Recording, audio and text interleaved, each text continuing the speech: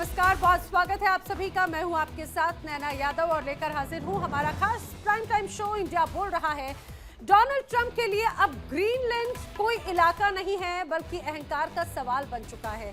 जी हां, कभी ग्रीनलैंड की सेना का मजाक तो कभी सैन्य हमले की बड़ी धमकी और अब खुलेआम आर्थिक तबाही की चेतावनी। ट्रंप कह रहे हैं कि जो देश ग्रीनलैंड पर अमेरिका के इरादों का समर्थन नहीं करेगा उसकी इकोनॉमी तबाह कर दी जाएगी। नाटो जैसे सैन्य गठबंधन को भी ठेंगा दिखाने वाले ट्रंप अब बंदूक नहीं बल्कि टैरिफ का ब्रह्मास्त्र लहरा रहे हैं। यानी या तो अमेरिका की हाँ में हाँ मिलाओ वरना भारी टैक्स झेलो। अब सवाल ये कि क्या ये सुपर पावर की नीति है या फिर एक जिद्दी तानाशाह ट्रंप की धमकी। और यही ट्रंप है जो पहले रूस से व्यापार करने वालों को टैरिफ की धमकी दे चुके हैं। आज ग्रीनलैंड, कल कोई और देश। सवाल ये कि क्या दुनिया एक और वर्ल्ड वॉर 3 की तरफ बढ़ रही है जहां पर गोलियां नहीं बल्कि इकोनॉमी मरेगी।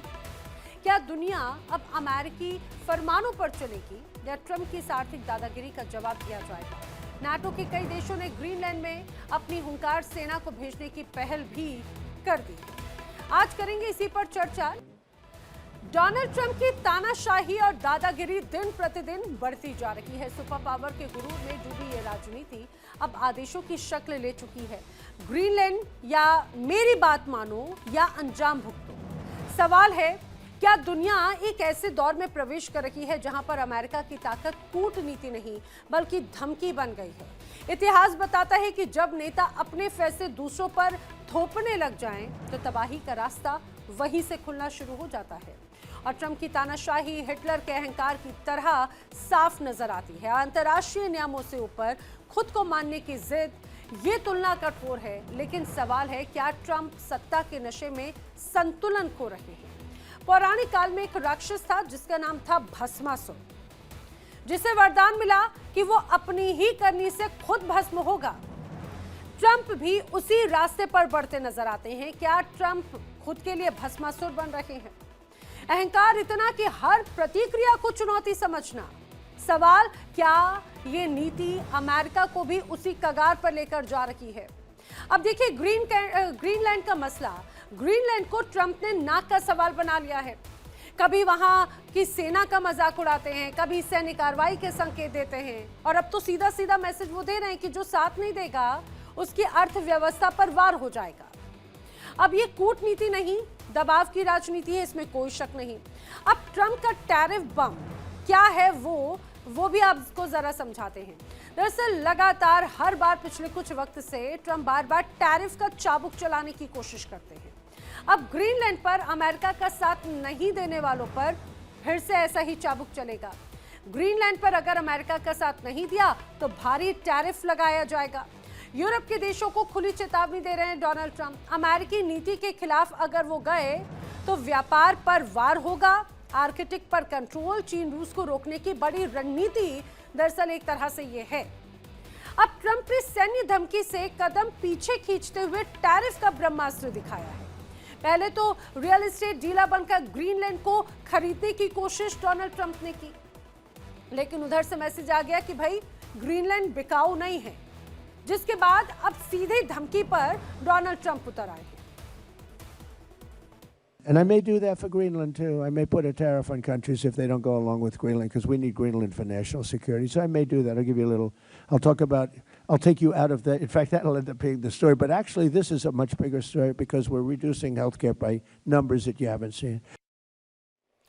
तो सुना आपने, डोनाल्ड ट्रंप का क्लियर कट मैसेज है। ट्रंप का ये मैसेज है कि ग्रीनलैंड पर अमेरिकी इरादे पूरे स्पष्ट हैं। जो हमारे साथ में नहीं चलेगा वो ये टैरिफ बम के लिए तैयार है। ग्रीनलैंड पर अमेरिकी इरादों का समर्थन नहीं तो भारी शुल्क। पहले रूस से व्यापार करने वालों को चेतावनी दी जा चुकी है। आज ग्रीनलैंड की बारी है और कल किसी और देश की बारी होगी जिस पर डोनाल्ड ट्रंप की नजर पड़ जाए। फिर वहां के लिए भी शायद टैरिफ वाले बम की धमकी दे सकते हैं डोनाल्ड ट्रंप। अब तो ये मान के चलिए बड़ा आम हो चुका है डोनाल्ड ट्रंप के लिए टैरिफ अटैक करना। ये भी आपको बताते हैं कि ट्रंप के टैरिफ के कारण आखिर किस तरह के समीकरण बिगड़ सकते हैं। ट्रंप का टैरिफ बम एक्टिव होता हुआ नजर आता है तो उसमें आर्थिक दबाव बनाकर राजनीतिक समर्थन लेने की कोशिश डोनाल्ड ट्रंप कर रहे हैं। हालांकि दूसरी तरफ नाटो में बेचैनी भी है। यूरोपीय देशों में भी अब चिंता बढ़ती हुई नजर आती है। क्योंकि ये जो पूरी परिस्थितियां हैं वो अमेरिका बनाम यूरोप और चीन के समीकरण वाली नजर आती है। अब समझिए कि किस तरह से अब नाटो के भीतर ही असंतोष है। नाटो के 6 देश जिसमें से ग्रीनलैंड में अपनी सेना भेजना एक तरह से शुरू कर दी है। इससे वैश्विक संतुलन बिगड़ने का खतरा मंडरा रहा है। युद्ध अब टैंकों से नहीं शुरू होता बल्कि आर्थिक नाकेबंदी से होता है। टैरिफ, प्रतिबंध, सप्लाई चेन, सीधे सीधे उस पर प्रहार, और यही है आज के नए हथियार।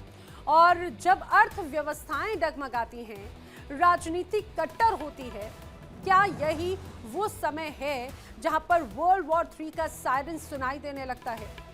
कभी दुनिया अमेरिका की छाया में खुद को सुरक्षित मानती थी, आज ट्रंप के दौर में वही दुनिया असहज है। मित्र देश भी सोच रहे हैं क्या आदेश माने या अपनी राह बनाए। सुपर पावर तक कमजोर पड़ता हुआ नजर आता है जब सहयोगी उस पर भरोसा खो देते हैं। लेकिन समझिए, इस सबसे बेफिक्र ट्रंप ग्रीनलैंड को किसी भी कीमत पर बस अपना बनाना चाहते हैं, बस हड़पना चाहते हैं। लेकिन आखिर इतनी क्यों तलब है डोनाल्ड ट्रंप को ग्रीनलैंड की? क्यों चाहिए ग्रीनलैंड डोनाल्ड ट्रंप को, वो भी आपको समझना चाहिए। अगर खासतौर से क्यों ग्रीनलैंड अब ड्रीमलैंड बन चुका है डोनाल्ड ट्रंप के लिए। ग्रीनलैंड में दरअसल ट्रंप डिफेंस सिस्टम गोल्डन डोम बना रहे हैं और दुनिया के किसी भी हिस्से से अब मिसाइल हमलों को रोका जा सकेगा अगर गोल्डन डोम ये एक्टिव हो जाता है। गोल्डन डोम जो है वो अंतरिक्ष से हो रहे हमलों को भी पूरी तरह से प्रोटेक्ट कर सकता है, रोक सकता है। अब इजरायली आयरन डोम से भी मजबूत डिफेंस सिस्टम इसका माना जा रहा है। और सबसे महत्वपूर्ण बात ये, जो गोल्डन डोम है वो डोनाल्ड ट्रंप का ड्रीम प्रोजेक्ट है। इस पूरे प्रोजेक्ट पर अभी तक 175 अरब डॉलर खर्च होने की बात सामने आई है, जिसमें 25 अरब डॉलर पहले जारी किए भी जा चुके हैं। लेकिन समझिए, मुद्दा सिर्फ ग्रीनलैंड का नहीं है, ये मुद्दा सोच का है, मुद्दा टैरिफ का नहीं बल्कि दबाव का है, मुद्दा ट्रंप का नहीं बल्कि तानाशाही प्रवृत्ति का है। क्या दुनिया इस दादागिरी के आगे झुकेगी या समय रहते संतुलन कायम होगा? क्योंकि अगर आज नहीं रुके तो समझिए विश्व युद्ध 3 को शुरू होने से कोई नहीं रोक सकता। और सबसे खास बात ये कि इस बार तो विश्व युद्ध 3, जिसे तृतीय विश्व युद्ध की बात हो रही है, उसका प्रारूप स्वरूप सब कुछ बदल जाएगा। क्योंकि इस बार हथियार नहीं होंगे, इस बार गोला बारूद नहीं होगा, इस बार सीमाओं की लड़ाई या ये कहा जाए कि किसी की जान नहीं जाएगी। अगर जाएगी तो इकोनॉमी, अगर किसी के ऊपर अटैक किया जाएगा तो इकोनॉमिक अटैक किया जाएगा, फाइनेंशियली उसे तोड़ने की कोशिश की जाएगी। और इसी चीज का ही आगाज कहीं ना कहीं डोनाल्ड ट्रंप की तरफ से किया जा रहा है अपने दूसरे कार्यकाल के साथ में। लेकिन सबसे महत्वपूर्ण बात यह कि जो टैरिफ बॉम्ब या टैरिफ का चाबुक चलाने की कोशिश डोनाल्ड ट्रंप करते हैं, क्या वो सिर्फ दूसरों के लिए ही घातक है या खुद के लिए भी घातक है? जानने की कोशिश करेंगे। खास मेहमानों का पैनल हमारे साथ में कनेक्ट हो रहा है। आइए मैं आपको मिलवा देती हूँ। राजनीतिक विश्लेषक के तौर पर सुरेंद्र स्वामी मेरे साथ में कनेक्ट हो रहे हैं। रक्षा विशेषज्ञ के तौर पर retired colonel Shivdan Singh connect हो रहे हैं। विदेश मामलों के जानकार संजीव श्रीवास्तव जी हमारे साथ में है। विदेश मामलों की जानकार मल्लिका पांडे हमारे साथ में है। अर्थशास्त्री शरद कोहली भी हमारे साथ में कनेक्ट हो रहे हैं। आप सभी का इस पूरी चर्चा में बहुत स्वागत है। लेकिन मैं शुरुआत करना चाहूंगी जिस तरह से शरद कोहली जी आपसे, आप ही मुझे इस बात को समझाने की कोशिश कीजिए। पिछला एक वक्त नजर आ रहा था जब हम लगातार देखते हैं कि आर्थिक रूप से मजबूत कमजोर होने का एक बड़ा उतार चढ़ाव वाला दौर था। अब ऐसा लगता है कि खासतौर से बार बार जब डोनाल्ड ट्रंप ये चाबुक चलाने की बात करते हैं टैरिफ का, अगर उनकी तरफ से ये क्लियर कट मैसेज है कि जो मेरे साथ में आया वो ठीक है, नहीं तो उसके ऊपर फिर से टैरिफ अटैक, ये बार बार टैरिफ का डर क्यों दिखाने की कोशिश कर रहे हैं डोनाल्ड ट्रंप? नमस्कार नैना, आपको, मेरे सह पैनलिस्ट को और इंडिया डेली लाइव के सभी दर्शकों को। देखिए, डोनाल्ड टैरिफ साहब जो है, क्षमा करें, डोनाल्ड ट्रंप साहब जो है, ये जो टैरिफ का बॉम्ब सारे में चला रहे हैं, ये आत्मघातक है। पहली बात तो ये टैरिफ किसके ऊपर लगा रहे हैं? ये टैरिफ लगा रहे हैं अपने आने वाले सामान पर, ये समझना होगा। तो अपने आने वाला सामान देशों का तो ठीक है, आप एक्सपोर्ट का नुकसान करना चाहते हैं, आप नहीं चाहते कि वो वहां पर एक्सपोर्ट करें, तो आपके यहाँ जब वो सामान तो आपको चाहिए, सब चीज तो आप अपने यहाँ बना नहीं सकते, दुनिया से आपको सामान चाहिए, कपड़े भी चाहिए, जूते भी चाहिए, केमिकल्स भी चाहिए, फार्मास्यूटिकल्स भी चाहिए, इंजीनियरिंग गुड्स भी चाहिए, सब कुछ चाहिए आपको। तो जब वो सामान आपके यहाँ आएगा तो उस पर टैरिफ लग के लोगों के लिए महंगा हो जाएगा। और नैना ऐसा ही हो रहा है। ये सामान जब अमेरिकी दुकानों पर पहुंच रहा है तो अमेरिकी जनता को इसके लिए ज्यादा पैसे देने पड़ रहे हैं, और वो ज्यादा पैसे वहां पर इन्फ्लेशन बढ़ा रहा है। हालांकि दिखाया ये जा रहा है कि इन्फ्लेशन को नियंत्रण में लाने के लिए वहां का जो सेंट्रल बैंक है वो रेट्स बढ़ाने की बात करता है, तो उनके जो फेड चेयरमैन है जेरोम पावेल साहब, उनके खिलाफ क्रिमिनल इन्वेस्टिगेशन लॉन्च की जाती है, उनको निकालने की धमकी दे दी जाती है, नए फेड चीफ की तलाश की जाती है। मुझे लग रहा है डोनाल्ड ट्रंप साहब या तो अर्थशास्त्र नहीं समझ रहे हैं, या वो 18वीं 19वीं शताब्दी में नैना जो कॉलोनियल एरा होती थी, जहां पर एक देश जाके दूसरे पे कब्जा कर लेते थे, वेनेजुएला के लीडर को उठा लिया, ग्रीनलैंड पर नजर है, कल रात को तो उन्होंने आइसलैंड पर भी नजर डाल दी कि आइसलैंड भी मुझे चाहिए। उनको क्यूबा, मेक्सिको, कोलंबिया, उनको ना जाने क्या क्या चाहिए। किन मंसूबों से वो आगे बढ़ रहे हैं, ये आत्मघातक सिद्ध होगा। और सबसे बड़ी बात नैना जी कि इन सारे मंसूबों का समर्थन अमेरिकी जनता नहीं कर रही है। उनकी अप्रूवल रेटिंग अमेरिका में गिर रही है, अमेरिकी अर्थव्यवस्था चरमरा रही है। $38 ट्रिलियन से भी ज्यादा का कर्ज अमेरिका के ऊपर इस समय चढ़ चुका है, इन्फ्लेशन वहां पर, महंगाई बढ़ रही है। शरद जी, सबसे महत्वपूर्ण बात है कि डोनाल्ड ट्रंप बार बार ये जो चाबुक चलाते हैं, अमेरिकी फर्स्ट के नाम से ही एक तरह से उनकी तरफ से रणनीति रही, लेकिन ऐसा लगता है कि बर्बाद करने में अमेरिकी फर्स्ट यहाँ पर जरूर नजर आते हैं। लेकिन मैं बात पूरी कर लूं। अच्छा, ये जो डोनाल्ड थ्रेड साहब, सॉरी क्षमा करें, डोनाल्ड ट्रंप साहब, ये जो मागा का ग्रुप है वहां पर, ये मागा का ग्रुप केवल प्रसन्न करने में लगे हुए हैं, पर आम अमेरिकी जनता और अमेरिका थिंक टैंक जो है, अमेरिका का जो सोच वाले लोग हैं, वो इस बात को समझ रहे हैं। इसीलिए उनकी अप्रूवल रेटिंग 50% से ऊपर थी, गिर के इस समय 30 रह गई। और जो मिड टर्म इलेक्शन आ रहे हैं ना नैना वहां पर नवंबर में, उनको ये अपनी हार वहां दिखाई दे रही है। उस हार से ध्यान भटकाने के लिए वो कभी कहते हैं मैं आइसलैंड ला दूंगा, कभी कहते हैं मैं ग्रीनलैंड ला दूंगा, कभी कहते हैं वेनेजुएला का अपने आप को राष्ट्रपति घोषित कर देते हैं, कभी मार्को रूबियो साहब जो उनके फॉरेन सेक्रेटरी हैं उनको वो क्यूबा का राष्ट्रपति घोषित कर देते हैं। इस प्रकार की हरकतें करके अमेरिकी जनता से, अर्थव्यवस्था से ध्यान हटाकर वो इन चीजों पर लाना चाह रहे हैं, और उनको अपनी हार नजर आ रही है। उन्होंने यहां तक कह दिया है नैना कि मुझे लग रहा है कि मैं मिड टर्म इलेक्शन हार जाऊंगा और मैं संविधान तक बदल के रख दूंगा। यहां तक भी बातें सुनाई दे रही हैं। वो बहुत ही खतरनाक है ये। उलट फेर करना चाहते हैं, इसमें कोई शक नहीं, लेकिन उनकी ये जो सनक है वो किस तरह से घातक है दूसरों के लिए अपनी बड़ी बात है। सुरेश स्वामी जी, लेकिन मुझे एक बात बताइए, डोनाल्ड ट्रंप के लिए ये ग्रीनलैंड ड्रीमलैंड क्यों बनता जा रहा है? बाय हुक और बाय क्रुक वो एनी हाउ हर एक परिस्थिति में अपनी इस ड्रीमलैंड को पूरा करना चाहते हैं, जबकि वो बखूबी जानते हैं कि कई तरह की कानूनी पेचीदगियां हैं, खासतौर से नाटो के लिहाज से भी। वो भी जरा समझाइएगा प्लीज। जी नैना जी, ऐसा है कि ग्रीनलैंड की डिमांड अमेरिका की कोई नई डिमांड नहीं है, ये कोई ट्रंप के जमाने की ही डिमांड नहीं है। 19वीं शताब्दी में भी अमेरिका ने कोशिश की थी कि ग्रीनलैंड को अपने में मिलाया जाए। उसके बाद सेकेंड वर्ल्ड वॉर के बाद फिर उन्होंने ये डिमांड रखी थी कि इसे अमेरिका को दिया जाए। ग्रीनलैंड अपने आप में कोई इंडिपेंडेंट देश नहीं था, वो डेनमार्क की एक कॉलोनी थी। वो कॉलोनी बाद में उन्होंने एक अटैचमेंट राज्य की तरह बनाई, फिर उसको थोड़ी इंडिपेंडेंस दी। आज की डेट में ये है कि उनका प्राइम मिनिस्टर है। ग्रीनलैंड सबसे बड़ा टापू है, 50,000 की कुल आबादी है, और उसकी जो फॉरेन पॉलिसी, डिफेंस, वो सब डेनमार्क के साथ है। डेनमार्क ईयू का हिस्सा है, उस लिहाज से ग्रीनलैंड भी ईयू के हिस्से में आता है जी। अब समस्या ये हो रही है कि, और जब वहाँ पे एग्रीमेंट उनका हुआ था तो अमेरिका के वहाँ पे ऑलरेडी जो डिफेंस सेटअप हैं उनके वहाँ पे काफ़ी बड़े डिफेंस सेटअप हैं। अब ऐसा एक्सपेक्टेशन है कि 2040 के आते आते वो पानी ग्रीनलैंड के चारों ओर से बर्फ पिघल जाएगी और वो नेविगेशन के लायक हो जाएगा, और वहाँ से समुद्री बेड़े वहाँ से निकलेंगे तो रास्ते बहुत शॉर्ट हो जाएंगे।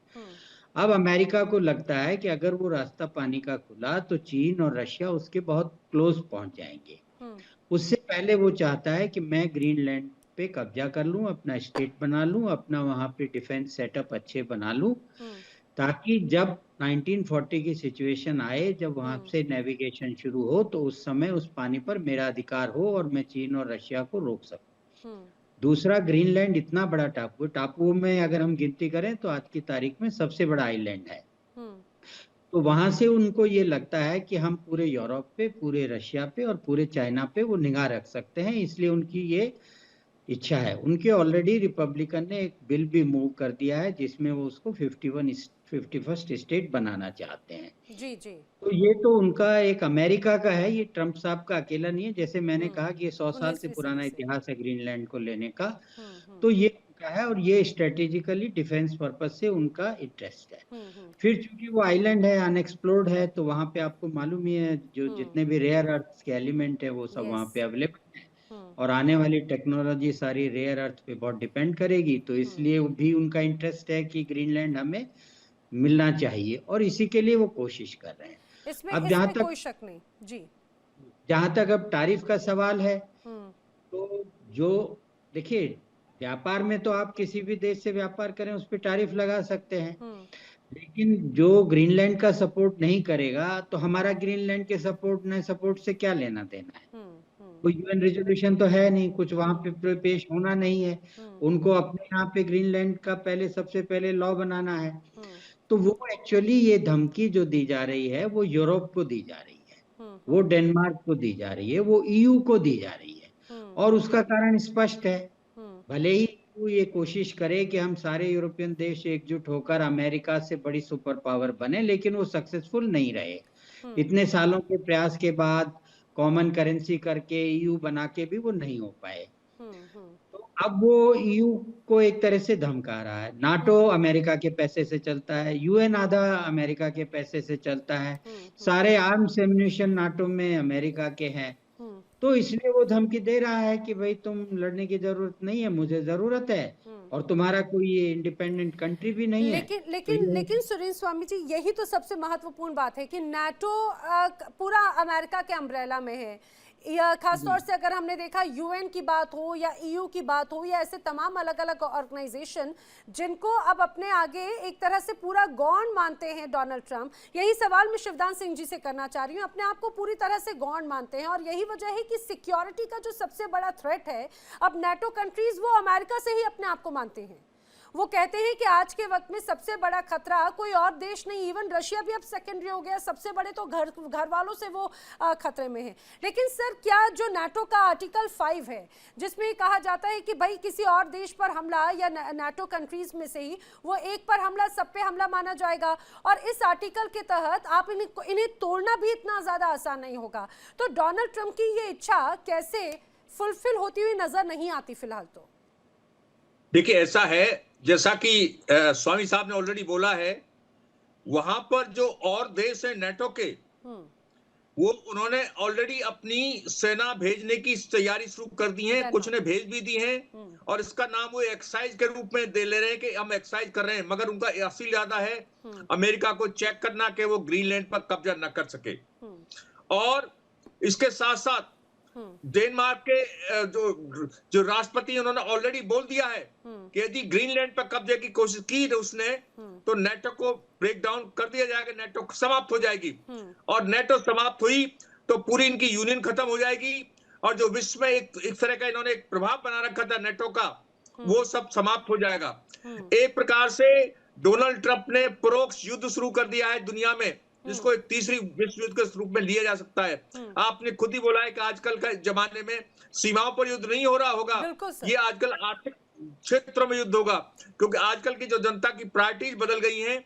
आजकल जनता की प्रायोरिटी इकोनॉमिक फील हो गई है, और इकोनॉमिक के द्वारा ही लड़ाई लड़ी जाएगी, और डोनाल्ड ट्रंप यही लड़ाई लड़ने की कोशिश कर रहे हैं। वेनेजुएला पर भी जो कब्जा किया है वो वहां के तेल की वजह से कब्जा किया है, और अब ग्रीनलैंड पर जो कब्जा करने की सोच रहे हैं वो अपना डिफेंस पोस्चर को और मजबूत करना और वहां के रेयर अर्थ को अपने इस्तेमाल में लाना। और इसी प्रकार से उन्होंने पाकिस्तान में भी जो बलूचिस्तान के पास एक कुछ जगह वो कब्जा कर रहा है अमेरिका चीन की तरह, उसमें से भी वो रेयर अर्थ ही निकालना चाहता है। तो दुनिया में हर जगह अमेरिकन एक्टिविटी केवल अपने इंटरेस्ट के लिए हो रही है, और इसी कारण से दुनिया में जो है एक तरह से दुनिया जो है डिवाइड हो जाएगी दो हिस्सों में। और इसको एक तीसरा विश्व युद्ध की शुरुआत ही समझिए कि जो डोनाल्ड ट्रंप खुद कर रहा है। जैसा कि काम दूसरे विश्व युद्ध के समय हिटलर ने किया था, वही सब काम डोनाल्ड ट्रंप कर रहे हैं। जबकि पूरे विश्व में देखा जाता था कि प्रजातंत्र की स्थापना के लिए अमेरिका वचनबद्ध है और अमेरिका के संविधान में ये प्राविधान है कि जहां भी प्रजातंत्र खतरे में होगा वहां अमेरिका अपने आप एक्टिविटी में आएगा।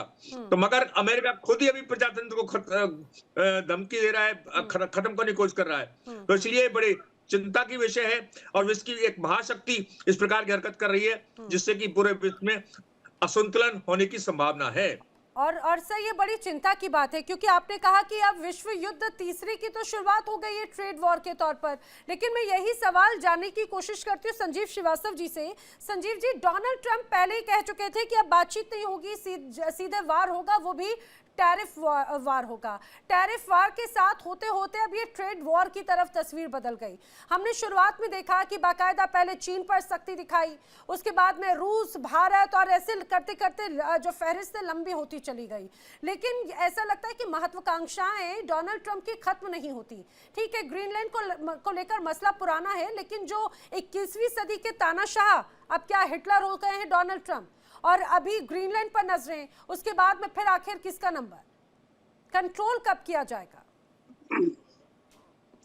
देखिए, ये राष्ट्रपति डोनाल्ड ट्रंप ऐसा लगता है कि वो कोई किसी कंपनी के जो चीफ एग्जीक्यूटिव ऑफिसर जैसा वो व्यवहार कर रहे हैं।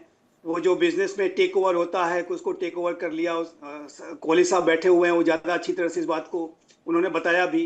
लेकिन ये जो सारी जो स्थिति है, टेक ओवर इस तरीके से अंतर्राष्ट्रीय समुदाय में, अंतर्राष्ट्रीय संबंधों में नहीं हुआ करते। और ये जो उनकी जो टेक ओवर करने की प्रवृत्ति और उस प्रवृत्ति में किसी राष्ट्रपति को उठा ले जाना, उनकी पत्नी को भी उठा ले जाना, और उसके बाद उसके अगल बगल के जितने भी राष्ट्र हैं उसको धमकियां देना कि अब तुम्हारा नंबर है, और अपना एक जो बहुत ही क्लोज एलाई जो नेटो के एलाइज हैं उनको धमकियां दे देना कि आपकी जो ये ग्रीनलैंड है वो अब हमारे कब्जे में होना चाहिए, तभी वो सुरक्षित रह सकता है। ऐसा लगता है कि नेटो अब उसकी सुरक्षा नहीं कर पा रहा है। और नेटो का फिर क्या वैल्यू ही क्या है? उसका आर्टिकल 5 किस दिन के लिए रखा है? क्या उसका आर्टिकल 5 सिर्फ रशिया के लिए बना है? क्या वो आर्टिकल 5 ग्रीनलैंड पे लागू नहीं होता है? यदि मान लीजिए चाइना और रशिया ग्रीनलैंड पे हमला कर देगा तो क्या वो नेटो का आर्टिकल 5 एक्टिवेट नहीं होगा? तो ये इस तरीके के बहाने दे करके कि हमको उनकी सुरक्षा के लिए हमको ग्रीनलैंड चाहिए क्योंकि उस पर चाइना और रशिया कब्जा कर लेंगे। और इसी तरीके, और जैसे कि स्वामी साहब अभी कह रहे थे कि उनकी ये डोनाल्ड ट्रंप की इच्छा नहीं है, ये तो 19वीं सदी से चला आ रहा है। चाइना भी 19वीं सदी से सोच रहा है कि वो ताइवान पे अपना जो, जब से ताइवान अलग हुआ है, चियांग काई शेक जब से वहाँ गए थे उसके बाद से ही चाइना की भी मंशा है कि ताइवान को कब्जे में ले ले। और चाइना तो उसकी शताब्दियों से मंशा है कि वो पूरे इंडो पैसिफिक रीजन पे और पूरे साउथ चाइना सी के जो 9 डैश लाइन के माध्यम से पूरे उसके साउथ चाइना सी पे अधिकार कर ले। जापान के सेंकाकू आइलैंड पर भी चाइना की मंशा कई दशकों से है। तो क्या कई दशकों से अगर मंशा है तो क्या उसको लेजिटिमेट मान लिया जाए कि वो बिल्कुल सही कह रहा है?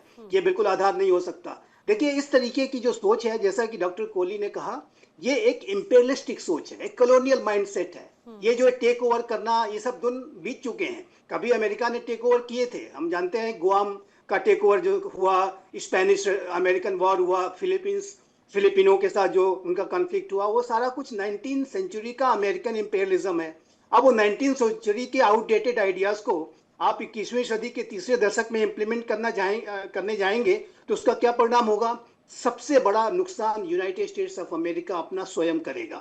और जैसा कि डॉक्टर कोहली ने कहा, मैं 100% उससे सहमत हूं कि चाहे वो आर्थिक रूप से हो, चाहे वो सामरिक रूप से हो, अमेरिका अपने पैर पर कुल्हाड़ी मारता जा रहा है, या यूं कहें कि कुल्हाड़ी पर पैर मारता जा रहा है। ये तो ये वही बात है कि हम जिसे भस्मासुर कहते हैं, क्या अब डोनाल्ड ट्रंप खासतौर से खुद के लिए और अपने देश के लिए भस्मासुर बनते जा रखे हैं? ठीक है, कोई भी राष्ट्रपति, कोई भी प्रधानमंत्री ये चाहता है कि भाई वो अपने देश के लिए कुछ बेहतर करके जाए, लेकिन क्या ये सिर्फ मेक अमेरिका ग्रेट अगेन वाले नारे के तहत है, या फिर पर्सनल हिडन एजेंडाज भी हैं जो कहीं ना कहीं देश को और भी ज्यादा मुश्किल में डाल रहे हैं? नैना जी, देखिए, महत्वाकांक्षाएं रखना कोई बुरी बात नहीं है, महत्वाकांक्षाएं रखिए आप, लेकिन महत्वाकांक्षाओं को पूरा करने के क्या तरीके हैं, बात वहां आती है। और चाइना की भी, जैसा कि मैंने एग्जांपल दिया, चाइना की बड़ी महत्वाकांक्षाएं हैं। बिल्कुल। चाइना पूरे इंडो पैसिफिक रीजन को डोमिनेट करना चाहता है। पूरे 35 लाख वर्ग किलोमीटर क्षेत्र का साउथ चाइना सी वो अपने अधिकार में लेने की बात करता है। वहां पर कोई शिप चली जाती है तो कहता है कि go off, this is our area. और वहां पर कोई फ्लाइट हो तो वहां से गुजर जाती है तो उसके रडार्स आने लगते हैं, सिग्नल्स आने लगते हैं, वहां कम्युनिकेशन शुरू हो जाता है कि please go off, it is our area. ये जो चाइना का जो की प्रवृत्तियां हैं, क्या अमेरिका उसको, उस प्रवृत्तियों का मुकाबला करेगा या स्वयं वो प्रवृत्तियां दिखाएगा? बिल्कुल, क्या यही अमेरिका अब चाइना महत्वपूर्ण की बात तरीके है। से व्यवहार करेगा? क्या चाइना की तरह से व्यवहार करेगा? तो फिर आप कल क्वाड आपने किस लिए बनाया था? आपने ये जो शेयर डेमोक्रेटिक वैल्यूज की बातें जो आप करते हैं, ह्यूमन राइट्स की जो बातें करते हैं, और ये कहते हैं कि रशिया ने यूक्रेन की सॉवरेनिटी का और टेरिटोरियल इंटीग्रिटी का वायलेशन किया, जाहिर है कि वो आप उससे ज्यादा आगे बढ़ चुके हैं। रशिया ने तो सिर्फ वायलेट किया था, आप तो वहां के राष्ट्रपति को भी उठा लाए। रशिया ने तो कम से कम जेलेंस्की को उठाया तो नहीं ना, और मुझे या लग रहा है, जेलेंस्की मुझे के लग रहा है संजीव मिनिस्टर्स जी, को उठाया तो यही नहीं एक ना। बड़ी बात है जो शायद डोनाल्ड ट्रंप मौजूदा स्थिति में, जैसे हमारे यहाँ कहा जाता है, छुट्टा सांड हो जाता है, जिसे किसी चीज का कोई फर्क नहीं पड़ता, जिससे दस संसार में क्या हो रहा है। मल्लिका, मैं जानती हूँ इस शब्द से हंसी आ रही है, लेकिन अभी ऐसा लगता है कि वाकई में डोनाल्ड ट्रंप की शायद यही स्थिति, डोनाल्ड ट्रंप क्या, ये कहीं ना कहीं अमेरिका या डीप स्टेट्स की एक बड़ी रणनीति यही होती है कि माई वे और हाईवे वाले कॉन्सेप्ट पे वो चलते हैं, और इसीलिए वो दादागिरी वाले कॉन्सेप्ट पर पूरी तरह से नजर आते हैं। लेकिन लगाम कौन लगाएगा? नमस्कार नैना जी, आपको और आपके सभी दर्शकों को। और नैना जी, इसमें एक और फैक्ट है एक्चुअली जो मैं आपके सामने रखना भी चाहूंगी। Please please. अगर डेनमार्क की हिस्ट्री देखी जाए तो ये वही डेनमार्क है जिसने यूएस को अपने अफगान, इराक दोनों वॉर्स में सपोर्ट किया। तो आज डोनाल्ड ट्रंप की प्रेस कॉन्फ्रेंस में जब उनसे पूछा भी गया नैना जी, तो उन्होंने बोला, उन्होंने एक्नॉलेज की ये चीज, but at the same time वो क्या बोल रहे हैं कि भाई अगर ये लोग हमारी बात नहीं मानेंगे तो हम नेटो कैंसिल कर देंगे, हम नेटो अलायंस तोड़ देंगे और हम अटैक कर देंगे, और कोई भी यूरोपियन देश इस पे अगर चैलेंज करेगा तो हम उस पर टैरिफ लगा देंगे।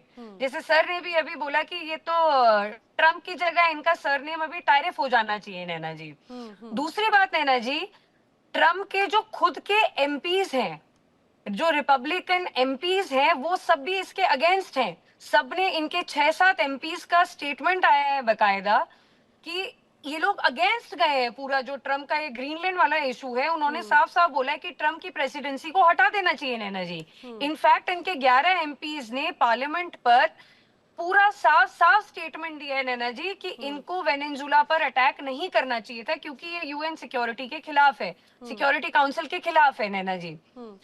तीसरा इसमें पॉइंटर नैना जी मैं ये बोलना चाहूंगी कि इनकी मीटिंग होती है डेनमार्क के फॉरेन मिनिस्टर के साथ, ग्रीनलैंड के फॉरेन मिनिस्टर के साथ, और जेडी वैंस और इन मार्को रूबियो सबकी मीटिंग होती है। वहां से निकल के स्टेटमेंट दिए जाते हैं कि कंस्ट्रक्टिव वे में जा रही है, but at the same time हम व्हाइट हाउस का जो ऑफिशियल ट्विटर हैंडल है नैना जी, उसमें अगर आप देखें तो क्या पोस्ट होता है। मैंने आज तक कभी भी ये देखा नहीं है कि व्हाइट हाउस के ऑफिशियल वेडनेसडे को ये लोग पोस्ट करते हैं एक ग्राफिक, एक एनिमेशन जिसमें 2 रास्ते दिखाए जाते हैं ग्रीनलैंड के लिए। एक दिखाया जाता है जिसमें अमेरिकी झंडा लगा हुआ है ग्रीनलैंड के लिए, और दूसरे रास्ते में दिखाया जाता है जिसमें चाइना और रशिया का फ्लैग दिखाया जाता है। जहां तक आप कंट्रोल की बात कर रहे हैं, तो कौन करेगा इनको कंट्रोल लेना चाहिए? तो आउट ऑफ कंट्रोल हो चुके हैं ट्रम्प। वो जब अपने ही एमपीज की बात नहीं सुन रहे हैं, वो जब अपनी ही यूएन सिक्योरिटी काउंसिल में, जबकि आर्टिकल 2 में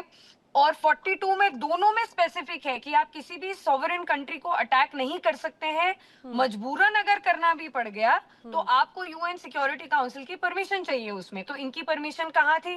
कहीं इनकी परमिशन नहीं थी। यूएन सिक्योरिटी काउंसिल में कड़ी इनकी निंदा की गई है, यूरोपियन यूनियन कड़ी इनकी निंदा कर रहा है, बट ऑन ग्राउंड कोई इनके खिलाफ कुछ भी नहीं कर पा रहा है। तो ये बहुत ही unfortunate sad state of affairs है जिसके लिए कोई कुछ कर नहीं पा रहा है। क्योंकि अगेन अगर हम नेटो में देखें तो इनका $1 बिलियन इन्वेस्टमेंट है, सबसे लार्जेस्ट अमेरिकन ही डिप्लॉयमेंट है। अभी आप देखिए ग्रीनलैंड में एटलीस्ट 100 आर्मी पर्सनल्स डिप्लॉयड है अमेरिका के, ग्रीनलैंड में हमेशा से रहे हैं। तो इनके खिलाफ कोई कुछ कर ही नहीं सकता नैना जी। अभी ये बहुत ही अनफॉर्चुनेट हो गया है। ये तो आने वाले जी। वक्त को लेकर और बड़ी चिंता की बात है ना। अभी अगर उन्हें मिस्टर टैरिफ कहा जा रहा है, लेकिन सुरेंद्र स्वामी जी, फिर मैं कोहली जी का रुख करूं, लेकिन सुरेंद्र स्वामी जी एक महत्वपूर्ण बात मुझे जरा बताइए कि जिस तरह से हम देख रहे हैं, एक तरफ ग्रीनलैंड को लेकर डोनाल्ड ट्रंप या अमेरिका की तरफ से ये नीति है, वहीं दूसरी तरफ डेनमार्क की तरफ से ये कहा जा रहा है कि हमें साथियों की जरूरत है, दोस्तों की जरूरत है। लगातार अमेरिका दबाव बना रहा है और ऐसा पहले मौका नहीं है, 2019 में तो डेनमार्क को या ग्रीनलैंड को खरीदने की कोशिश डोनाल्ड ट्रंप की तरफ से की गई। तब ये कहा गया कि भाई हम बिकाऊ नहीं हैं। लेकिन सर, मेरा पहली वाली बात को लेकर एक बड़ी चिंता की बात है, डेनमार्क उम्मीद लगाए बैठा है, उम्मीद की नजरों से देख रहा है पूरी दुनिया को। लेकिन आखिर ऐसे कौन कौन से देश हैं या ऐसे कौन कौन से साथी हैं जो इस परिस्थिति में डेनमार्क का सपोर्ट कर सकते हैं, ग्रीनलैंड के साथ में खड़े हो सकते हैं, और कौन ऐसे हैं जो डोनाल्ड ट्रंप को आंखों से आंखें दिखाकर मिलाकर बात कर सकते हैं और उन्हें चुनौती दे सकते हैं? नहीं, देखिए, डेनमार्क जो पूरा यूरोप है ना, यही समस्या है जो अभी मल्लिका जी ने भी बताई कि माइनस अमेरिका नाटो है क्या? नाटो के पास क्या पावर है? अगर अमेरिका नाटो से बाहर निकल जाता है तो डेनमार्क को सारा ईयू भी मिलके क्या हेल्प करेगा? कोई हेल्प नहीं कर सकते, फाइनेंशियली नहीं, मिलिटरीली नहीं, इक्विपमेंट वाइज तो नहीं। सर, ये ऐसा लगता है ये तो फिर कहीं ना कहीं अमेरिका की रणनीति है ना, वो है। सबको कंट्रोल करो, दबाव डालो और उसके बाद में फिर उन्हें कंट्रोल करने की कोई कोशिश ही नहीं। Are you Sanjeev ji? जी, तो इसलिए इसमें जो प्रॉब्लम है वो यही प्रॉब्लम है। देखिए, आप अमेरिका की तरफ से सोचिए, अमेरिका की जो एक नंबर 1 पोजीशन थी वो कंप्रोमाइज हो रही है। रशिया और चाइना उसके बराबर उभर के सामने आ रहे हैं। इसीलिए ट्रंप चाहते हैं कि फिर से अमेरिका जो है नंबर 1 पोजीशन पर स्ट्रांगली खड़ा हो। जो उसने नाटो बनाया, यूरोपियन यूनियन जो बनी, तो वो एंटी अमेरिका के लिए यूरोपियन यूनियन बनी थी, वो कोई अमेरिका को सपोर्ट करने के लिए नहीं बनी थी। वो एक नया ग्रुप तैयार हुआ था। अब उन हालात में चूंकि अमेरिका स्ट्रांग है फाइनेंशियली, मिलिटरीली, हर तरीके से, टेक्नोलॉजी वाइज, तो वो अब अपना उसमें से पाउंड ऑफ फ्लैश जैसे बोलते हैं ना, वो लेना चाह रहा है उसमें से कि भाई मैं आपको सब इतना दे रहा हूँ, इतना प्रोटेक्शन दे रहा हूँ, मैंने लोग दिए हुए हैं नाटो में, मेरी फौजें वहां पे हैं, मेरे जहाज वहां पे हैं, तो मुझे आप ही लोगों को बचाने के लिए रशिया और चाइना से जरूरत है। आज जो यूक्रेन युद्ध है वो क्यों नहीं समाप्त हो रहा है? वो इसलिए समाप्त नहीं हो रहा है कि यूरोप दिखाना चाहता है कि भाई वो इक्वली स्ट्रांग है। और जहां तक टैरिफ का जो प्रश्न था, वो तो चूंकि आप हमारे ग्रीनलैंड के कंटेक्स्ट में हमारे को टैरिफ से कोई इश्यू नहीं है। हमारा इश्यू तो सिर्फ रशियन ऑयल से या दूसरी जो उन पर वो लगेंगे उससे हमारा इश्यू है, और उसके लिए हमारे देश को तैयारी करनी पड़ रही है। ऑलरेडी हम लोग एफटीए में जा रहे हैं। इसमें कोई शक नहीं सर। 5 देशों से हम लोगों ने अपना एफटीए कर लिया है। चाइना से हमारा थोड़ा एक्सपोर्ट बढ़ रहा है। अगर अमेरिका 500% हम पे लगाता है तो हमको डोमेस्टिक में अपना कंजम्पशन बढ़ाना होगा। जीएसटी को ऑलरेडी मोदी जी ने इसीलिए उसको काफी रिलैक्स किया है। तो ये सारी बातें हैं, लेकिन ग्रीनलैंड को लेकर के मुझे नहीं लगता कि वो लोग लड़ पाएंगे यूरोप और नाटो वाले अमेरिका को। यही एक, और शायद इसी दुखती नफ्स को या फिर इसी कमजोर नफ्स को समझ गए हैं डोनाल्ड ट्रंप। यहाँ पर कोहली जी कुछ कह रहे हैं, शरद कोहली जी। मुझे ये अभी पूरी तरह से नैना स्पष्ट नहीं हो पाया। हमारे जो सीनियर पैनलिस्ट हैं स्वामी जी, वो ट्रंप साहब को जस्टिफाई कर रहे हैं, उनके डोनाल्ड थ्रेड साहब, नहीं, डोनाल्ड ट्रंप साहब को जस्टिफाई कर रहे हैं, या वो ट्रंप साहब की नीतियों के खिलाफ है। जहां तक भारत की बात है, 25% नैना पहले लगाया, ठीक है, हमारे कृषि आदि पे उन्होंने फिर लगाया रशियन ऑयल की वजह से। 500% की धमकी दी, ठीक है, ये हो गया 550। 25% फिर ईरान से जो डील करेगा उसके ऊपर लगाया। 575% अभी तक टैरिफ की धमकी और एक्चुअल मिला के भारत पे दे चुके हैं। ऐसे व्यक्ति का समर्थन करना, जस्टिफाई करना कि उन्होंने ग्रीनलैंड जो है पहले भी खरीदने की कोशिश करी, वो अब भी खरीदने की कोशिश कर रहे हैं, तो कोई नई बात नहीं है। जो कुछ डोनाल्ड ट्रंप साहब कर रहे हैं, नैना मुझे बात पूरी करने दीजिए। नैना, जो कुछ डोनाल्ड ट्रंप साहब कर रहे हैं ये अनप्रेसिडेंटेड है। ये डिप्लोमेसी के वर्ल्ड में संजीव इतने सीजन्ड फॉरेन मामलों के जानकार हैं। क्या उन्होंने अपने कैरियर में या किसी ने भी इस प्रकार की डिप्लोमेसी देखी है, इस प्रकार की दादागिरी देखी है, इस प्रकार का जबरन काम करना देखा? ये अंतरराष्ट्रीय 66 लेकिन ऑर्गेनाइजेशन शरद से जी, नैना, मुझे एक बात अमेरिका बताइए, ने क्या अपने ये आप डोनाल्ड को ट्रंप का डर है? क्योंकि पिछले कुछ वक्त से डी डॉलराइजेशन को लेकर एकजुटता नजर आती है, टैरिफ को लेकर वो खुद बैकफुट पर नजर आते हैं, क्या ये उनकी बेचैनी ही है क्या? कुछ नहीं, उनको पता है कि अब वो दोबारा राष्ट्रपति नहीं बनेंगे अनलेस कि वो संविधान बदल देते हैं। 2 बार से ज्यादा अमेरिका में राष्ट्रपति नहीं बन सकता है। 80 साल के वो इस साल हो जाएंगे। उनको पता है दोबारा तो ये मौका मिलेगा नहीं। यही मौका है, दोबारा हाथ नहीं आना, जो कुछ करना है इनकलाब जिंदाबाद यहां करके चले जाओ। ये रणनीति किसी भी हालत में नहीं चलने वाली है। का आप दुनिया भर में हाहाकार मना के, यही यूरोप के नेशन नैना उनके चमचे हुआ करते थे, उनकी हर हाँ में हाँ मिलाया करते थे, नेटो में जो कहते थे वो स्वीकार है। अपने दोस्तों को दुश्मन कैसे बनाया जाता है, ये कोई डोनाल्ड थ्रेड साहब से सीखे लेकिन कि शरद जी, कैसे। ये नीतियां सिर्फ डोनाल्ड ट्रंप की है या फिर अमेरिका की है? क्योंकि हम जानते हैं प्रधानमंत्री नहीं, तो अमेरिका बदलते की नहीं चले है। जाएंगे, राष्ट्रपति बदलते नहीं, चले नैना। जाएंगे। जी नहीं नैना, ये अमेरिका की नीति नहीं।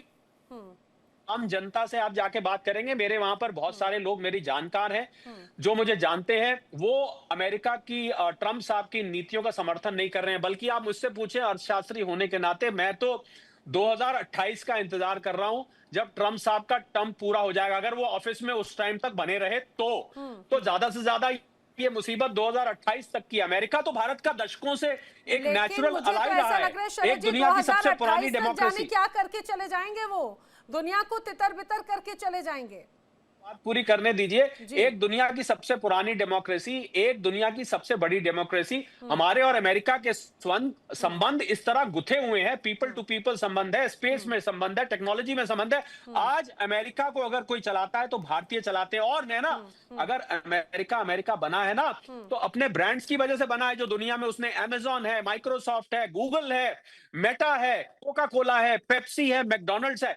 अगर ये ब्रांड अमेरिका दुनिया भर में आलू टमाटर की तरह ना बिकते तो अमेरिका नहीं होता। पता नहीं ट्रंप साहब इस बात को कैसे भूल गए हैं, मुझे कतई समझ में नहीं आ रहा है। और हमारे कोई पैनलिस्ट बैठ के उसका समर्थन करें, उनको जस्टिफाई करें, उसमें हिस्ट्री का हवाला दे। देखिए साहब, पहले भी हुआ है। आपकी इस बात के जवाब ले लेती हूँ, लेकिन अपने दर्शकों को बता दूं, मेरे साथ में एक और खास मेहमान डॉक्टर जीवीआर शास्त्री, अर्थशास्त्री कनेक्ट हो चुके हैं। शास्त्री जी, आपका भी बहुत स्वागत है इस चर्चा में। पहले मैं सुरेंद्र स्वामी जी का रिएक्शन ले लूं, फिर संजीव जी भी कुछ रिएक्ट कर रहे थे। जी देखिए नैना जी, हम लोग एक एनालिसिस कर रहे हैं सिचुएशन का। जी सर।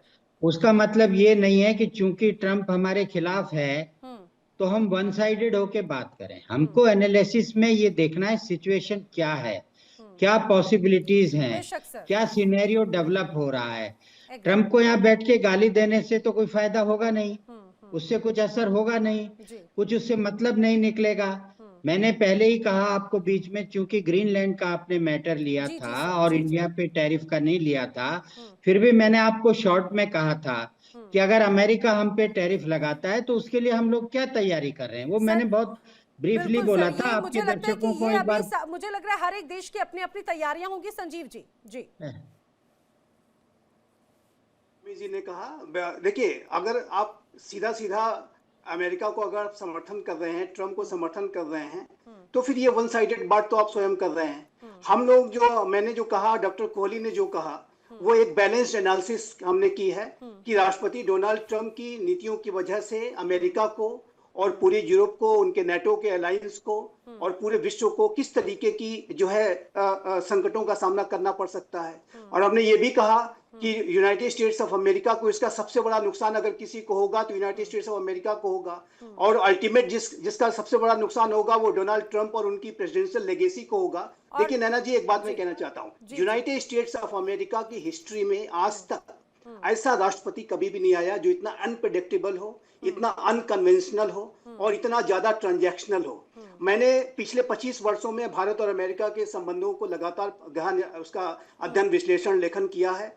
मैंने कभी ऐसी अपेक्षा नहीं की थी कि यूनाइटेड स्टेट्स ऑफ अमेरिका इस तरीके का व्यवहार करेगा और कि वो राष्ट्रों को और अपने एलाइज को। यही रीजन है कि आज के वक्त में हमने देखा, खासतौर से अमेरिकी संसद के अंदर भी दो अलग अलग पक्ष नजर आते हैं और उसी को लेकर बड़ी नाराजगी नजर आ रही है। जी, अब बात पूरी कीजिएगा, फिर मैं जीवीआर शास्त्री जी का रुख करती हूँ। जी मैंने ये कभी नहीं सोचा था कि यूनाइटेड स्टेट्स ऑफ अमेरिका और भारत के रिश्ते जो पिछले 25 वर्षों में ट्रांसफॉर्म हुए हैं, जो गढ़े गए बनाए गए भारत के प्रधानमंत्रियों के द्वारा, अमेरिका के राष्ट्रपतियों के द्वारा, वही अमेरिका भारत के ऊपर 50% का टैरिफ लगा देगा। मैंने तो ये नहीं सोचा था। और ये अमेरिका अब अपने यूरोपियन एलाइज को टारगेट करेगा और युद्ध की स्थिति में जाएगा और नेटो का विखंडन करेगा। अगर नेटो टूटता है तो उसका सबसे बड़ा, अगर कोई व्यक्ति खुश होगा तो वो है रशिया के राष्ट्रपति व्लादिमीर पुतिन। वो यही चाहते हैं कि नेटो डिसइंटीग्रेट हो जाए। और उसके बाद चाइना के शी जिनपिंग भी बहुत खुश होंगे, क्योंकि नेटो चाइना को भी के विरुद्ध भी अपनी पोस्चरिंग कर रहा था। तो ये मेरा ऐसा मानना है कि डोनाल्ड ट्रंप जो है अपनी नीतियों की वजह से वो पूरे अमेरिका का जो पूरी एक ग्लोबल इन्फ्लुएंस है और उसकी एक जो मॉरल अथॉरिटी हुआ करती थी, एक क्रेडिबिलिटी हुआ करती थी। और मुझे लग रहा है कि सर, हालांकि डोनाल्ड ट्रंप ग्रीनलैंड के मसले को ये बखूबी भी जानते हैं, क्योंकि वो तोड़ नहीं सकते, वो लीगली या नियमों के साथ। एक बात छोटी सी बात और कहना चाहता हूँ। देखिए, स्वामी जी ने कहा कि यूरोप के पास पावर ही क्या है। यूरोप के पास 2 न्यूक्लियर पावर्स हैं, फ्रांस और ब्रिटेन। उनके पास अपनी न्यूक्लियर कैपेबिलिटीज हैं, न्यूक्लियर बॉम्ब्स हैं, और यूरोपीय सिक्योरिटी आर्किटेक्चर को बनाने की बात चल रही है। अब अमेरिका अफगानिस्तान से तो लड़ नहीं पाया, इराक में तो टिक नहीं पाया, आप यूरोप से चले हैं लड़ने। अब नहीं, लेकिन लड़ने के लिए बचा रह गया था। से अमेरिका का युद्ध को लेकर इतिहास बड़ा काला रहा है। जहां जहां पर डायरेक्टली वॉर फ्रंट की तरफ गया, वहां पे हमेशा उसको मुंह की खानी पड़ी, कहीं पर भी जीत दर्ज नहीं की गई। तो यही वजह है कि अल्टीमेटली इसका नुकसान यूनाइटेड स्टेट्स ऑफ अमेरिका को ही भुगतना पड़ेगा। ये बात मैं स्पष्ट रूप से इसमें कोई शक नहीं। जीवीएस शास्त्री जी, लेकिन जो बार बार एक चर्चा हो रही है, डोनाल्ड ट्रंप अब आज के वक्त में सबको ये धमका रहे हैं, खासतौर से ग्रीनलैंड को लेकर, कि मेरे साथ आओ वरना टैरिफ के लिए तैयार रहो। क्या ये वर्ल्ड वॉर 3 ट्रेड वॉर की शुरुआत डोनाल्ड ट्रंप करने की कोशिश कर रहे हैं? आज ग्रीनलैंड है, पहले वेनेजुएला था, अब आगे किसी और की तरफ नजर बढ़ जाएगी उनकी। जी देखिए, अमेरिका का अर्थव्यवस्था जो है कैपिटलिस्टिक इकोनॉमी है। उनको पता था ये बात 50 साल से, पिछली 50 साल से जिस तरीके से उन्होंने 38 का ट्रिलियन डॉलर का जो डेप्ट आज की डेट में देश के ऊपर बोझ रहा है, तो उसके ऊपर सर्विस कास्ट जो है 3 ट्रिलियन डॉलर है, लगभग हमारा देश के इकोनॉमी के साथ बराबर है जो उसका डेप्ट की कास्ट है। तो उस हिसाब से जो राष्ट्रपति ट्रंप अपना देश के लिए कर रहे हैं, उनको ये समझ थोड़ा नहीं है। वो ग्लोबल कंपनीज को अपना अमेरिकन कंपनी समझते हैं। तो ये गड़बड़, क्योंकि उनका मैन्युफैक्चरिंग प्रोसेस सेंटर्स शिफ्ट हुआ था चाइना, और सर्विस सेक्टर इंडस्ट्री हिंदुस्तान में शिफ्ट हुआ था जो कैपिटलिस्टिक लोगों का मुनाफा के लिए। ये बात वो अच्छी तरह जानते थे और पहचानते थे। और वो आज की डेट में वो अपने इनेबिलिटी और इनकॉम्पिटेंसी उनको समझता, ये वो 38 ट्रिलियन डॉलर का डेप्ट झुका नहीं पाएंगे और पूरा 30 करोड़ की अमेरिकन आबादी को दांव पे रख रहे हैं। तो दांव पे रखने से पहले एक खेल खेलना चाहते थे। वो खेल इसी के साथ खेलना चाहते थे जो नेटो के साथ उनके संबंध अच्छे थे, रशिया के साथ वो पुतिन को कुछ कहना नहीं चाह रहे थे, तो वो चाहते नहीं थे, वो अपना कंसोलिडेट करना चाह रहे थे। जहां तक हिंदुस्तान का सवाल, आप अमेरिका की अर्थव्यवस्था को पूरी तरह जानना चाहिए, क्योंकि अमेरिका को क्रिटिसाइज करके या अमेरिका को उससे करके हमारा इकोनॉमी ज्यादा देर टिकता नहीं है, क्योंकि हमारा 140 करोड़ की आबादी है, 3.8 ट्रिलियन डॉलर का इकोनॉमी है। क्योंकि हमारा इकोनॉमी जो स्टेक होल्डर्स थ्योरी जो बनाया था, कुछ इंडस्ट्रीज का पर्टिकुलरली पीवी नरसिम्हा की नीति से बनाया था, जो फार्मा, आईटी, ऑटोमोबाइल, ये तीनों इंडस्ट्रीज को उस तरीके से बनाया था जिस तरीके से अमेरिका की अर्थव्यवस्था की बाल बनाया था। जो हैदराबाद, बेंगलुरु जो आज दिखता है, वो सारा कुछ अमेरिकन अर्थव्यवस्था के ऊपर है। तो हर चीज जल्दबाजी में बोल देना ठीक नहीं रहता, क्योंकि जहां तक अमेरिका की सवाल है। लेकिन क्या अभी 2026 की अगर बात करें तब भी ऐसी ही कंडीशन है क्या? आर्यू कॉली जी, तब भी क्या ऐसी ही कंडीशन है? क्योंकि यही तो डर एक तरह से अमेरिका या डोनाल्ड ट्रंप की तरफ से बार बार दिखाया जा रहा है तमाम अलग अलग देशों को, और मुझे लगता है यही एक खतरे की घंटी और अलर्ट होने के लिए अलार्म है क्या ये सभी के लिए? नैना जी, एक बात याद रखिए, मैं भी हार्वर्ड से, स्टैनफोर्ड से, दोनों जगह से पढ़ा हूँ। मैं आपको अच्छी तरह बताता हूँ, वो अमेरिका को इतना आसान से मत लीजिए। उनका इकोनॉमी अलग है, उनका सिस्टम अलग है। उनका सिर्फ एक ही डर होता है, वो कैलिफोर्निया। उनके स्टेट में 54 स्टेट्स में कैलिफोर्निया का भी उल्टा घुमा दिया तो बस हो गया, अमेरिका का पूरा खत्म हो जाएगा। सिर्फ जब, क्योंकि कैलिफोर्निया एक ऐसे स्टेट है जो हर चीज की अफोर्ड कर सकती है। तो इसीलिए, क्योंकि हमारा डर ये है, अभी शांति रहना चाहिए, हमारा अर्थव्यवस्था ठीक है, हमारा अर्थव्यवस्था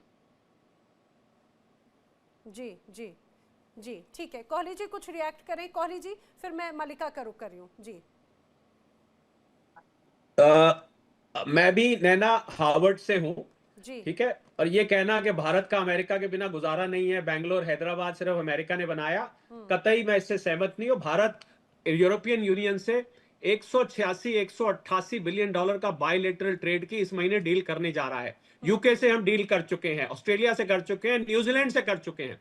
हम अमेरिका के टुकड़ों पर पलने वाले व्यक्ति नहीं है, ये मैं स्पष्ट करना चाहूंगा। जो भी व्यक्ति अमेरिका का समर्थन कर रहा है, अमेरिका की नीतियों का समर्थन कर रहा है, भारत के खिलाफ अमेरिका की जो नीतियां उसका समर्थन कर रहा है, मैं उसकी दिल से भर्त्सना करता हूं। और हर वो भारतीय जो कि जिसको अपनी अपनी धरती प्रिय है, जिसको अपनी संप्रभुता प्रिय है, उसको इस बात की भर्त्सना करनी चाहिए। अमेरिका से डरने वाले ये लोग, आई एम सॉरी, मुझे शर्म आ रही है कहते हुए कि अमेरिका से डर के कहते हैं कि अमेरिका को हमें ज्यादा कुछ नहीं कहना चाहिए। अरे वो आपको गाली देते रहे, आप बैठे हुए देखते रहेंगे यहाँ पर, ये कैसे हो सकता है? आप कहते हैं आपका अमेरिका के बिना गुजारा नहीं है, इस बात को मैं कतई स्वीकार नहीं करता हूं। सिरे से खारिज करता हूं मैं इस बात को कि आप कहते हैं कि आपका अमेरिका के बिना गुजारा नहीं है, हमें चुपचाप बैठे रहना चाहिए। किस आप ये कह रहे हैं कि हमें चुपचाप बैठे रहना चाहिए, हमें कुछ नहीं करना चाहिए अमेरिका का? आप ये कैसे कह सकते हैं कि हमें अमेरिका का कुछ करना चाहिए? हम तो हाथ जोड़ के उनके आगे खड़े रहे, यस सर, जो आप कहेंगे हमारे लिए मंजूर है। जिस आदमी ने सारी दुनिया में तहलका मचा रखा है, उस आदमी का आप समर्थन कर रहे हैं, शर्म आनी चाहिए आपको। ना शर्म आपको तो आएगा। अभी देख लो, जरा सुनो मेरे बात, क्योंकि एक अर्थशास्त्री के नाते कोई भी शास्त्र गिर जाए उसको खड़ा कर सकता है, अर्थशास्त्र गिर जाए कोई नहीं खड़ा कर सकता। ये याद रखना, भगवान भी नहीं खड़ा कर सकता। जो हमारा अर्थशास्त्र है, जो 1947, एक मिनट आप बोल रहे, दूसरों को मौका दीजिए। ये 1947, एक मिनट 1947 का जो अर्थशास्त्र हमने लिखा था, जिस तरीके से 1947, एक मिनट रुकिए, एक 1947 का अर्थशास्त्र, अरे एक मिनट रुको ना, आप सुन लो, अरे दूसरों को सुनो, आप वहीं जाके रहिए, आप अमेरिका में 1947 का जी एक बार उनका भी तर्क सुन लेते हैं, एक बार तर्क सुन लेते हैं। दीजिए ना, एक अर्थशास्त्री होने के नाते आप किसी को बोलने दीजिए। उनको माला चिल्लाने से शरद जी सुन लेते हैं, एक बार ऋषि की भी बात सुन लेते हैं। अरे आप सुन नहीं रहे हो, डोनाल्ड ट्रम्प का आप सुनिए जी। आ जाएगा कोहली साहब, सुनो, आप मेरे को जानते हो, जब भी आप बोल रहे हो, एक मिनट अरे सुन तो लो ना। कोहली जी दूसरों की भी बात सुन लेते हैं, यहाँ पर संजीव जी भी कुछ कह लीजिए, शास्त्री जी भी, मलिका का भी मैं रुक नहीं कर पा रही हूँ। एक मिनट मेरे को बोलने दीजिए, मेरे को बोलने दीजिए। जी शास्त्री जी, अर्थशास्त्र वो होता है जो अपना राजा को असलियत बताता है, नहीं तो सूर्यास्त हो जाएगा। ठीक है, सही तो यानी कि आप अलर्ट करने की कोशिश कर हो जाएगा। वो अर्थशास्त्री नहीं होना चाहिए, मैं वो अर्थशास्त्री नहीं हूँ, मैं अर्थशास्त्री वो नहीं हूँ, मैं देश की हित की सोचता हूँ, वो देश की हित की अर्थशास्त्री हूँ। ऐसी अर्थशास्त्री देश के हित में अर्थशास्त्री। ठीक है, मैं बिल्कुल समझ गई। आप ये कहना चाह रहे हैं कि अलर्ट करने की जरूरत है, हर चीज के लिए तैयार रहने की जरूरत है। मलिका, आपका रिएक्शन में लेना चाह रही हूँ। सबसे महत्वपूर्ण बात ये कि बेलगाम होते हुए नजर आ रखे हैं डोनाल्ड ट्रंप। कोई भी ऑर्गेनाइजेशन, क्या आप उन्हें कंट्रोल करने की क्षमता रखती है? क्या कोई मॉनिटरिंग अथॉरिटीज अभी फिलहाल नजर आ रही है क्या, या अभी वक्त है कुछ नया करने का? नैना जी, आपने बिल्कुल सही कहा, ये अभी वक्त है कुछ नया करने का। ये बिल्कुल हमें अभी नया करने की कुछ जरूरत है। और इसमें अब रशिया, जब एशियन ब्लॉक अगर साथ में आ जाए नैना जी, वो देखने लायक होगा। क्योंकि जब भी एशियन ब्लॉक साथ में आता है, आप देखिए जैसी ब्रिक्स का मीटिंग होने वाला है, अगले साल इंडिया चेयर कर रहा है, या जब भी रशिया और जैसी इंडिया मिले तो ट्रंप ने हमारे ऊपर टैरिफ लगाने की कोशिश की, या चाइना दिख गया तो ट्रंप उसमें भी बौखला गए। तो मुझे जो लगता है नैना जी, अब एशियन कंट्रीज का साथ में आना, नॉन वेस्टर्न कंट्रीज का साथ में आना अब बहुत ज्यादा जरूरी है नैना जी, और इसका खंडन करना बहुत ज्यादा जरूरी है। बिल्कुल। संजीव जी कुछ कह रहे हैं। संजीव जी, देखिए, यूनाइटेड स्टेट्स ऑफ अमेरिका अपनी जगह इकोनॉमी होगा, लेकिन भारत भी इकोनॉमी है, ब्राजील भी इकोनॉमी है, चाइना भी इकोनॉमी है, रशिया भी इकोनॉमी है, साउथ अफ्रीका भी इकोनॉमी है। दुनिया मल्टीपोलर वर्ल्ड ऑर्डर की तरफ बढ़ रही है। यूनाइटेड स्टेट्स ऑफ अमेरिका अपनी हेजेमोनी बचा पाता नहीं बचा पाता, उसकी चिंता हम क्यों करें? वो अगर रसातल में जा रहा है, वो अपने कुल्हाड़ी पर पैर मार रहा है, तो वो उसको चिंता करनी चाहिए ना। हम उसकी हेजेमनी बचाने जाएंगे क्या? और उसके सामने हाथ जोड़ के खड़े रहेंगे क्या? ठीक है। ये कोई राजतंत्र है क्या? राजा की Last बात कर रहे हैं reaction शास्त्री जी जी। का मैं कुछ ले ये लेती हूँ। लोकतंत्र की शास्त्री जी, बातें, 20 ये seconds। लोकतंत्र की बात कीजिए, लोकतांत्रिक वैल्यूज की बात कीजिए। देखिए एक बात मैं कहना चाहता हूँ, यूनाइटेड स्टेट्स ऑफ अमेरिका और भारत के रिश्ते बहुत ही प्रगाढ़ और मजबूत हैं, लेकिन डोनाल्ड ट्रंप आज जो कर रहे हैं वो अमेरिका को वो रिप्रेजेंट उस तरीके के वैल्यूज को वो नहीं करते हैं। अमेरिका, मेरे मानना है कि जैसा कि कोहली साहब ने भी कहा कि उनका जब कार्यकाल खत्म होगा, कोई नया राष्ट्रपति आएगा तो जाहिर है कि उसके लिए काम बहुत बढ़ चुका होगा, क्योंकि अमेरिका की क्रेडिबिलिटी उन्होंने इतनी गिरा दी होगी कि उसको बनाने में उसको काफी लंबा समय लगेगा। कहा जाता है इतिहास का लेकिन सबसे कमजोर वक्त और सबसे कमजोर वाला कार्यकाल है। लास्ट रिएक्शन शास्त्री जी का प्लीज, 20 सेकंड्स। मैं ये कह रहा हूँ नैना जी, जो 1947 से जो हमने अर्थशास्त्र बनाया वो अलग था। जो प्राइम मिनिस्टर मोदी जी ने जो मेहनत की थी जो 10-12 साल से, वो अलग थी, क्योंकि जो पहला अर्थशास्त्र था ही नहीं। जब मिक्सड इकॉनमी में इतना पढ़ चुका हूँ, लेकिन आज तक मैं 2 PhD कर चुका हूँ, कभी आज तक ये समझ नहीं आया मिक्सड इकॉनमी होती क्या है, लेकिन वो अलग है।